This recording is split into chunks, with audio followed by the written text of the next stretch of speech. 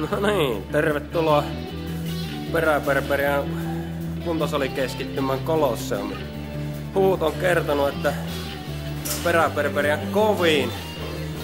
kovin raastaja on vetämässä maksimaalista vauhtileikittelyä 2:45-3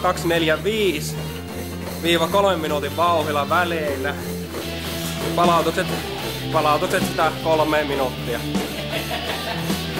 Ja matkana on epämääräinen matka, kunto todennäköisesti riittää 15 minuutin rypistyksen.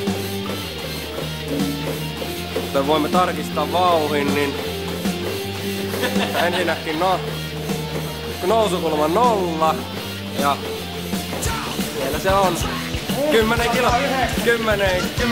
kilometriä tunnissa, tarkoittaa sitä, että elonlaskuvin mukaan 6 minuutin vauhtia. Askel näyttää helvetin rullaavalla. Ei ne pikkulinnut ollut väärässä soitellessaan, rillutellessaan, korppikotkat ja haaskat. Että täällä on aivan hirveetä kestävyysurheilujuhlaa tarjolla. Mitä helvettiä? No se on puoli tuntia mukaan jaksanut juosta. No on, joo, yli puolta. Se on. Nyt aletaan raapia liki ennätys.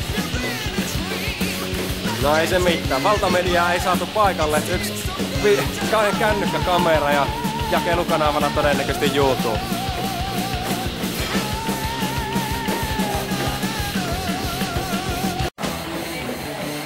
Ja Peräperperiassa alkaa olla loppuratkaisujen paikka. Vauhtileikittely, eli siis tasavauhtinen, pitkä, erittäin kevyt, niin kansanomaisesti ajateltuna. Tietysti tarvaiselle 6 minuuttia, niin onhan se nyt jo aika maksimisuorituksia. Reeniä takana 2 tuntia 25 minuuttia. Kilometriä taitettu 2 kilometriä. 24 kilometriä 200 montako metriä vitun väliin siinä. Nyt otetaan vaan lopun kramppeja ja maaliintulon jälkeen yrjäämistä. Se on meidän perinteinen. Valtamedia ei saatu ihan paikalleen. Tai no, vielä valtamediakin parempi. Minä kännykkäkameralla ja jako YouTubesta. Raportti Peräperperiasta ja päättyy tähän.